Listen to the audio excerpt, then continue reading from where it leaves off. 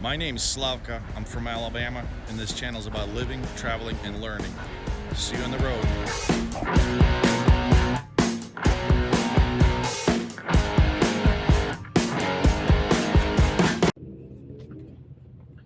It is time, boys and girls. It is time. You know what it's time for? The money load. Currently at Ontario, California, as a suburb of Los Angeles, just sitting here waiting my appointment time to pick up the money load. So let me get back a little bit, regress, what I've been doing. So I left, despite the popular belief, we don't just bounce randomly from place to place, driving the loads and just hoping that the next place I'll end up at is going to pay. We kind of look ahead at the market. We research where there's a high-paying areas, there are low-paying areas. Generally, if you're driving a high-paying load, it's usually going to the area that's out of which you're going to be getting out. It's going to have a hard time. You might not be able to score a good paying load out of. So there are variances to this. The freight market is not uniform. The rates are different at different locations at different times of day even. This is my humble records right now. It hasn't been translated to Excel spreadsheet yet, but this is basically, I left home September 17th, first load I picked up. It was 486 miles. I paid $1,500. The second load I picked up on September 20th, it was paid $3,050 on 1,100 miles, 1,200 miles. On September 25th, I picked up a load for $4,500 and 1,438 miles. Then September 30th, I picked up the load for $5,500, and it was 1,703 miles with some dead heads. So today we're going picking up a load for $10,500. On 2,600 miles. That's $3.86 a mile on very long miles. Because we're going 2,600 miles. We're going from City of Industry, California, all the way to Bethlehem, PA. That's eastern PA down there by New Jersey, all the way towards Philly. It's not in Philly, but you get an idea. It's on the East Coast. So transcontinental run. This is 5-day load, paying 80% of what I did previous 2 weeks. So this is 2 weeks roughly. That the total for all these was $14,550. This one we're going to do in 5 days. It's paying $10,500. So yeah, that's why it's money load. And all these loads were here for a reason to get here. Obviously I could have gotten there with one load easily to California, but the thing is, I would have taken super cheap rates, and I just can't bring myself to take cheap rates just to get somewhere. I know. Some people are gonna say, "Oh, but you can average it down," blah blah. Yeah, averaging game works if you're operating a company and you have company drivers that just need to be kept busy. I own this truck. I own this trailer. My name's on the title. It doesn't cost me to sit that much. My fixed costs are very low. Truck is paid off. Trailer's paid off. The only thing I have is insurance and then a few minor expenses when I'm not running. When I am running, there's a fuel, there's that. So when I take cheap loads, it just doesn't make sense, okay? Because why would I take somebody's load for under $2 a mile just to get to California to get the $3.50 when I can just bounce around, make that, drive less, and just less stress overall. I don't run like crazy, guys. This is 2 weeks. I did 4 loads. I still managed to average $14,550 in 2 weeks. That's $7,000 a week, roughly, gross. And I barely drive. I mean, I have more days off than I do driving days, to be honest with you. So if I wanted to run, yeah, I could do that, but that's wear and tear in the truck, and then you start taking cheap loads, and it's just not something I'm looking forward to doing. I wait, I get good loads, and I run them. So that's why it's a money load. That's what we're going to do. If you don't believe me, here's the rate confirmation. As you can see, this is a load contract. That's how I get dispatch. My dispatcher finds negotiates this with a broker, and then we get rate confirmation, and it gets emailed to us. It gets forwarded to me. Yeah, here's the settlement amount. This is how much broker will pay for this load once it's completed. So, you know, I'm not making this shit up. Yeah, and it's only 20,000 pounds. So, and I know exactly what kind of commodity it is because they don't specify here. I've been to this shipper before several times. It's going to be Chinese import clothing and shoes and shit like that. So it's very light, and yeah. So yeah, guys, money load. Stay tuned. Well, boys and girls, getting near my shipper. This is my money load. I've been waiting for 2 weeks trying to get to it. As usual, we're in LA. The docks are going to be tight. The yards are going to be filled with trailers and containers. It's going to require our utmost attention and patience to get in, but it's well worth it. All right, we're looking for building 501. It's port logistics. All the Chinese crap, guys. All the shit that's coming in. You know that there's a bunch of ships right now off the beach here. Over 100 some container ships that cannot be unloaded for some reason. This the crap I haul. After containers get switched out, then the places are like this. These are the warehouses. So drayage guys bring the containers. As you can see, they're sitting right there in the chassis. They get emptied in the warehouse, sorted, and then they get put on a truck like mine, and I take it to its final destination, so to speak. I take it to stores or distributors around the country that gonna actually sell it to the final consumer. All right, let's figure out U.S. Customs and Border. Yeah, it's a port property, so we gotta figure out. There's a security. All right, guys, I'm gonna go check in. There's a security booth there on the left, and we'll see what's up. If they let us in or not, I don't know. So I'm doing this route plan. Just kind of overview. I'm here. These are possible ways to go here. I mean, there's more than that, but that's the shortest three.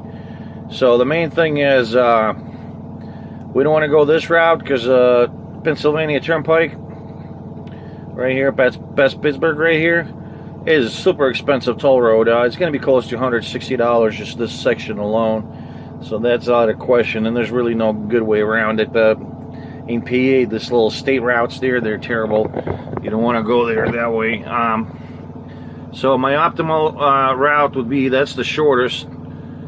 That's the toll-free one. That's basically taking I-40 all the way to Tennessee and then 81 north. But it adds almost 180 miles. Plus, this part in 81 is just pain in the ass to drive. Just it's congested as shit. Like this last 350, 400 miles is going to be like a nightmare. So it's not worth it to me. So I'm going to take the northern route. We're going to go out of LA. We're going to go up on I-15 and then continue on I-15 through Las Vegas, get through the St. George Gorge, and then continue up to I-70 right here where it splits off in Utah, and then get across Rocky Mountains into Denver, get on I-76 and merge with I-80 and just continue on I-80. Now I'm going to do something else here later. I'm not going to there's a way to detour all this shit right here. Chicago is kind of like fucking a sweatshop of trucking. There's so much traffic and trucks and shit. And in this section, starting from like Joliet and on through Ohio up until here, it's all toll roads in there, and that's again close to some $20 combined between Indiana and Ohio for a tractor trailer. But there's a Route 24. It's right here. So we're gonna hop on the Route 24. We're gonna get down on 65 and then get through these state routes here. It's pretty decent. It bypasses all that shit, and then you get around Akron and get onto 80. The toll road stop right here around Youngstown. And then continue on 80 already. It's without tolls, and get down where we need to be. Just east of Allentown, Bethlehem. That's our final right there. I've been there many times in this area. You know, it's like a nutty East Coast commercial hub. There's nothing spectacular about it.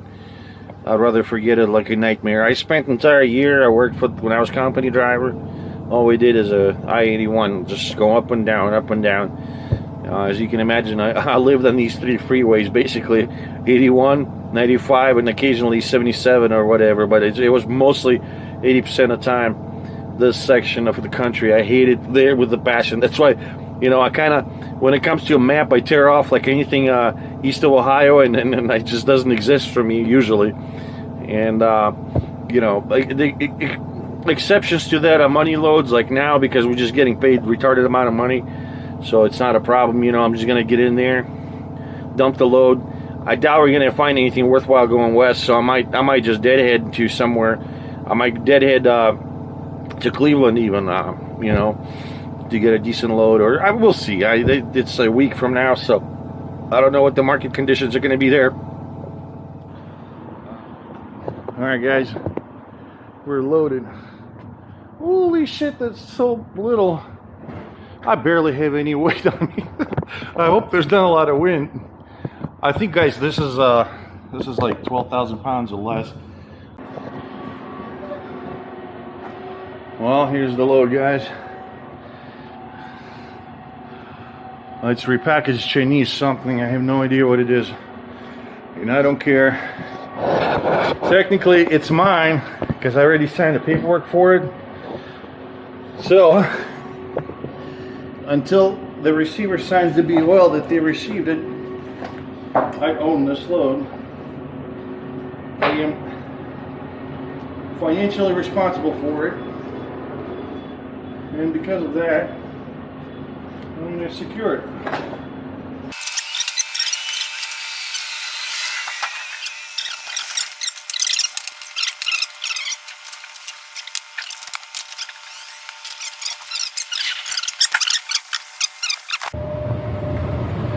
Passing Barstow. I normally stop here at there's 4 truck stops right in this intersection, but still got plenty of time, so I'm driving all the way past Vegas, and I'm going to stop there. In fact, I kind of in a hurry at the moment. I need to get through Rockies tomorrow and no later than Saturday, because there's apparently a big weather system coming in. It's going to snow up there in Colorado and Utah.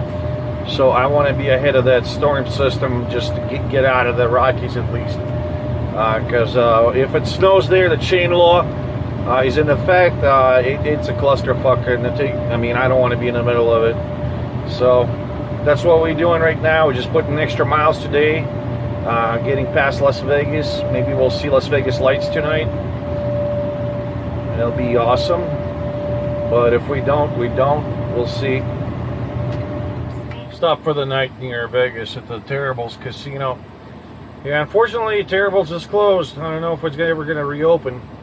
Used to be a nice place. There was a lot of truck parking and a buffet, and you could go gamble. That was before the coronavirus outbreak. Now a lot of these casinos are closed that are not on a strip. I don't think there's enough clientele or whatever. They've been closed for almost over a year. I don't think they're coming back. Maybe, I'm hoping.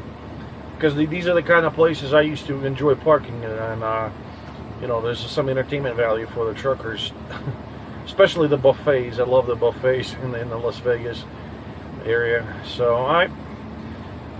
Other than that, it's just the gas station and the part that's working. Because the main parking lot is back there. There's the hotel and casino area.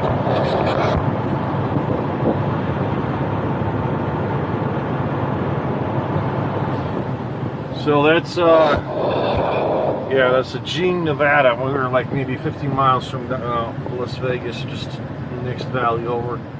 I decided I-15 Southern Nevada heading north towards St. George Gorge. That's a massive downpour around here in the desert. So it does rain out here in Nevada, just not frequently, but when it does, there's a lot of flash flooding, all kinds of crap. You see, guys, there's sheets of rain right there up ahead, about 2 miles out. But I'm worried that I'm too late now, because I'm going to be in the Utah and then Colorado later this afternoon. And in the Rockies, this soil moisture might turn into snow if it's cold enough at that elevation there. The I-70 goes through over 10,000 feet in elevation. So if it's in the 60s down here, it could be 32 degrees up there easily, and then it snows. And I really don't want to go I-70 Eisenhower in the Vail Pass with chains and all that shit. Oh my God, that would suck ass. I'm hoping I'm still ahead of this massive storm that they're promising Sunday and Monday. But who knows? It started raining early this morning, and all this wet weather is moving northeast, exactly where I'm going. So it's a complete crapshoot right now. Man, the wind here in St. George Gorge is insane. It's chaotic. It's a bit stormy out there. Definitely not a good day to travel here, but I don't have much weight in the truck, so it throws me around quite a bit. The wind gets in this narrow canyon and just whips up something fierce.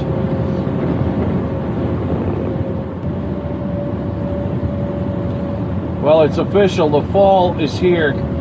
We're in I-70 going east in Utah towards Grand Junction, about 187 miles west of Grand Junction. Everything's turning yellow. The weather is mucky, and it's going to snow tomorrow. I got to get out of here. That's why I'm trying to get through the Rockies today, because when it snows here, it's 500 miles of pure hell on I-70 through this.